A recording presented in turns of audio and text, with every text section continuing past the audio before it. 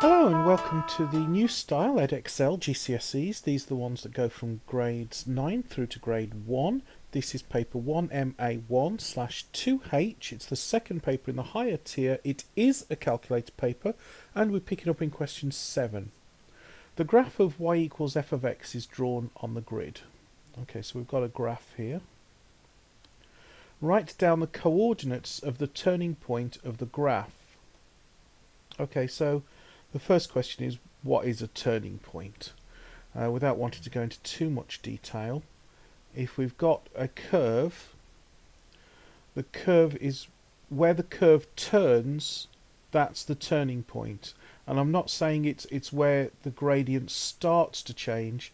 It's if the curve is going up, it's where it turns and starts to come down. And where it's going down, it's where it turns and comes up. So here, the turning point is at the top of the hill. On this, it's at the bottom of the hill. And on something like this, we've got two turning points, one here and one here. That's what we mean by a turning point. You could say it's where the slope of the curve changes from positive to negative or from negative to positive. In other words, it's where the slope of the curve is 0. And that's enough for GCSE level, I think. I don't think we need to go into more detail than that. Okay, so where does this curve change from going up to going down? Well, that's going to be here, right at the top of the hill.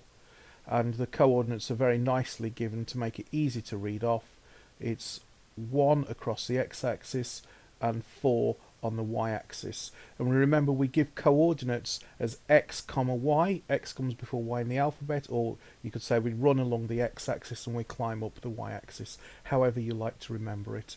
And we're given brackets here, and we're given two answers to give. The first one is our x coordinate and the second one is our y coordinate. So our x coordinate is 1 and our y coordinate is 4. Okay, part B says write down the roots of f of x equals 2. Okay, so we're looking for the roots of the equation f of x equals 2. Well, this curve here is f of x.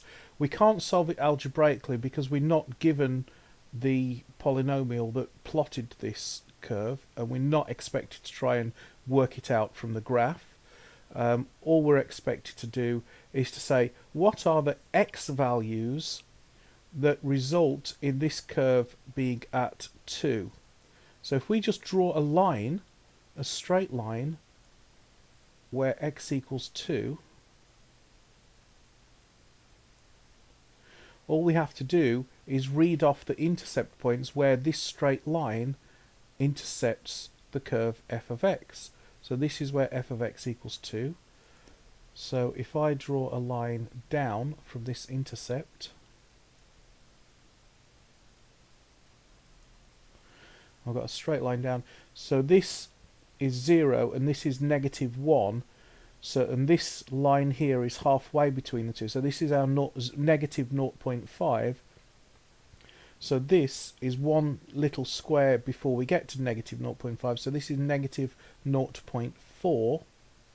So one of our answers is negative 0.4.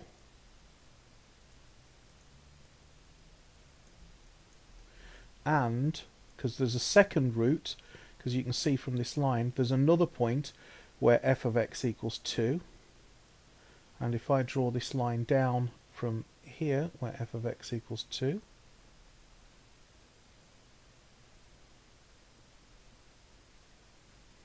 make that a straight line. Okay, so it's one square before we get to 2.5. That's the 2, that's the 3, that's the halfway point. So we're one square to the left of 2.5, so this is 2.4. So the other point is at positive 2.4. I think we need to give both answers to get our 1 mark. And then part C says write down the value of f of 0.5. And so the value in the brackets is the x coordinate, and f of x is the value on the curve, so we're just plugging in 0.5 on the x-axis, so we're looking along the x-axis for 0.5, and we're reading up and we're reading off what the value of the curve is at x equals 0.5. So I'm following the 0.5 line up to the curve, and I'm just reading that off from here. And I want to make sure that's a horizontal line. And this looks exactly halfway between two little squares. It cuts a little square in half. So here's our 3, here's our 4. Halfway between here is 3.5, and we're going up 2.5 squares higher than 3.5. So 3.5 plus 2.5 is 3.75. So our answer is 3.75. Okay, I hope that was helpful, and I'll see you in the next video.